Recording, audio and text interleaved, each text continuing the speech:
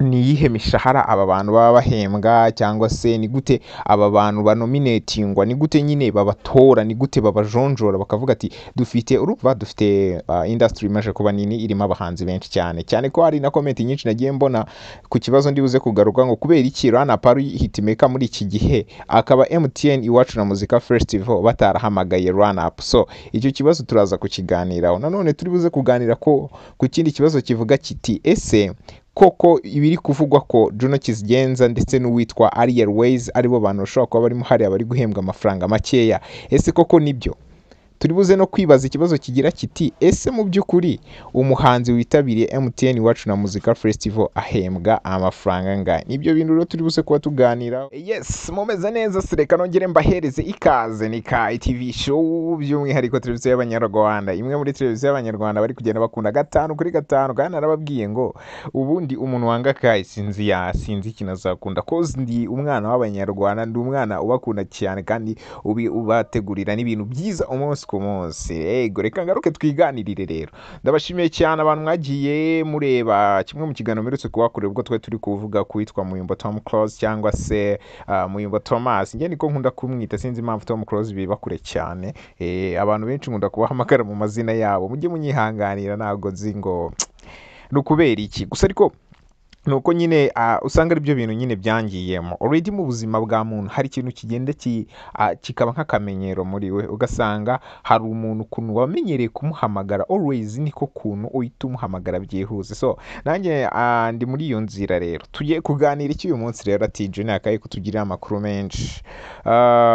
Ndashaka kugira ngo tuze kugaruka ku gitaramo kigiye kuzenguruka hano mu Rwanda, kiri buzenguruka ibice bigiye bitandukanye. Akaba ari igitaramo kiri supposed gutangira cyangwa se kigomba gutangira ku itariki 5 z'ukwezi kwa karindwi umwaka wa 2025. Kiba ari igitaramo gikumbuye n'abantu benshi, kandi kiba ari igitaramo abantu benshi bakeneye kungukiramo ibyishimo ndetse n'umunezero, nk'uko umuziki wacu nyine udusavinga umunezero, ukadusavinga ibyishimo, ugahuza inshuti, ukunga abashwanye, ndetse ugahuza icyitwa imiryango. So umuziki rero ni ikintu navuga cya danje mu buzima bwa muntu. So niyo mpamvu abantu benshi badutegurira ibitaramo hirya no hino, kandi bakaza bakabikora tukishima, tukishyura amafaranga menshi, tukaba twakishima kabisa. Ibyo rero ni bimwe mu bintu ngira ngo umuntu cyangwa se ikiremwa muntu gikenera umunsi ku munsi, bitewe n'uko ibyishimo nyine abundi bajya bavuga ko ibyishimo bihenda. So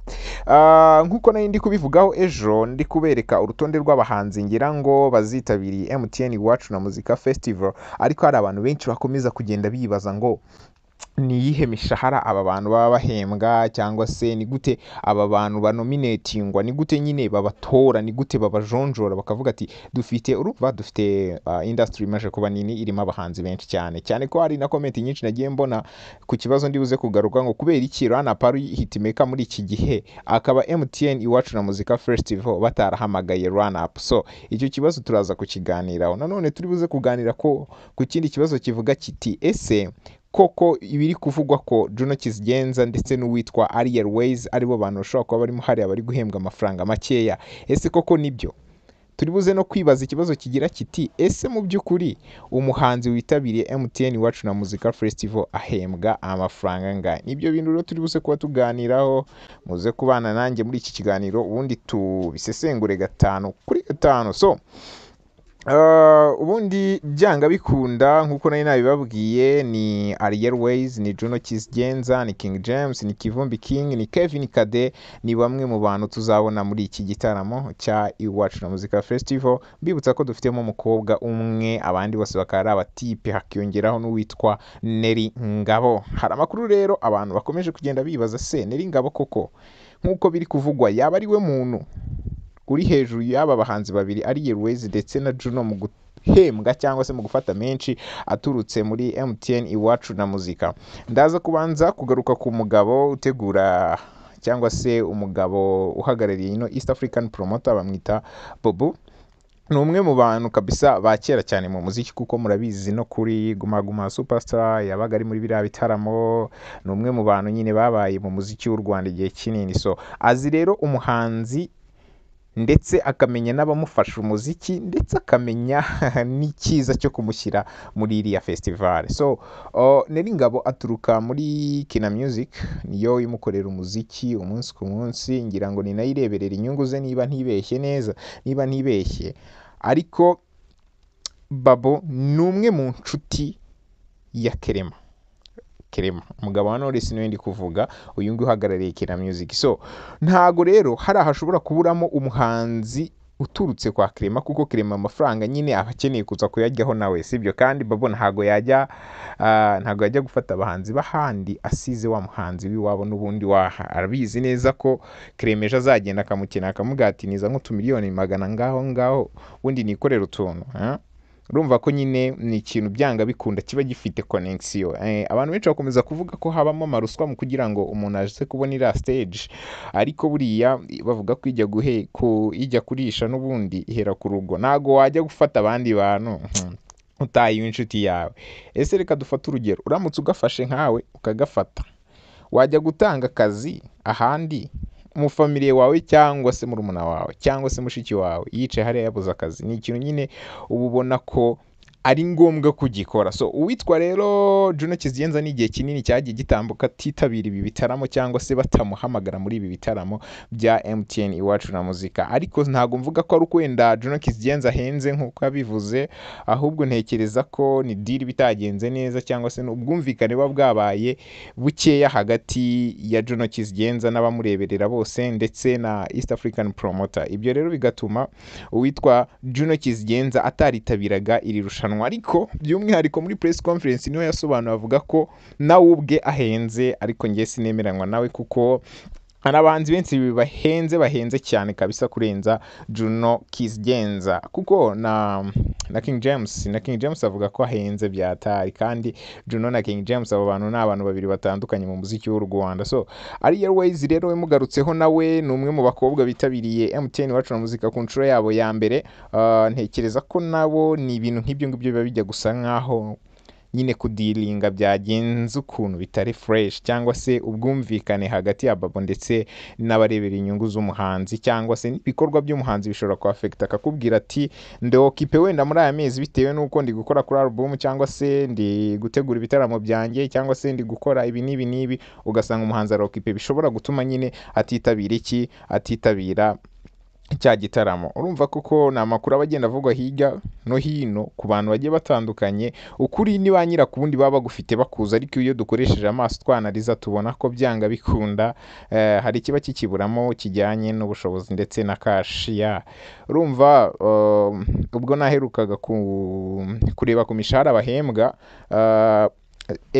MTN Iwacu na Muzika Festival zatambutse, twari tuzi ko wahembwaga menshi ni Bruce Melody wahembwaga ngo wafataga amafaranga agera muri miliyoni 11, abandi bose bagafata miliyoni 9, bakazenguruka hafi uduce tugera kuri 7 tw'igihugu. Ariko aho ngaho nyine n'amafaranga babahereza mu byiciro, kuko buri uko yure stage abafite amafaranga ari buhabwe, abafite agaciro ari buhagarara ageze kuri stage, kubera ko abahanzi bakenera byinshi kuri stage, ari ababyinnyi, ari abacuranzi ndetse n'abandi bantu bagiye batandukanye bari bubafashe kuba bakinga wa muziki wabo. So rero icyo bivuze ni uko byanga bikunda muri East African Promoter umuntu ushobora gufata amafaranga makeya ntago ajya munsi ya miliyoni 6, kuko ntekereza ko nta n'uwakemera 6. Ahanini twafatira wenda nko kuri miliyoni 9 kuzamura, kubera ko n'ubundi abahanzi bo mu Rwanda bamaze guhenda bitewe n'agaciro k'imiziki basigaye bakora. Ubwo rero abantu mwibazaga ngo ni imishahara ingana iki, ngewe ndabaha prediction yanjye ko bitajya hasi ya miliyoni 9 ndetse ntibitanarenga miliyoni 12. So naho ngaho hagati, bitewe na deal bagiranye n'umuhanzi, bitewe n'ibyo bamwemereye, bitewe n'ibyo yabasabye, ubundi bakagena imishahara abo bantu bagomba kugira gute kuza guhembwa. Yes, ni ibitaramo rero ngira ngo nabwira abantu benshi ko bagomba kwitabira bakagaininga bya byishimo ndetse bagahura na za nshuti zabo. Ni byiza cyane kuko n'ubuntu, kwinjira n'ubuntu, kereka ukeneye kujya muri VIP ne wishyura 3,000 by'amafaranga y'u Rwanda. Ngaruke ku kibazo cya nyuma nanasoza. Uwitwa Run Up ni umwe mu bahitmaker. Ntarajya kuri Run Up, ariko hari akandi kantu nababwira kugira ngo nanone babajye kuganiriza umuhanzi nuko biba bigaragara ko uwo muhanzi yakoze. Ntabwo ashobora kugenda ngo afate umuhanzi wakoze indirimbo imwe mu gihe kingana na season yose asize wa wundi wakoze hit song zigera kuri 5 akazishyira hano hanze, sibyo? Kenison mwagiye mumubona ubwo yari afite ama hit song meza, Bruce Melody mwagiye mumubona afite ama hit song meza, Bwiza yabaga afite hit song nziza, uwitwa Afrique yabaga afite hit song, uwitwa Aline San yabaga afite hit song. Ubwo urumva ko nawe yajya guhitamo ahitamo wa muhanzi ugeze on top, aribyo bibuze kuhita bitujyana kuri cya kibazo kigira kiti ese Run-Up uyu munsi ko ari on top kubera icyo atahamagawe muri MTN Iwacu na Muzika Festival.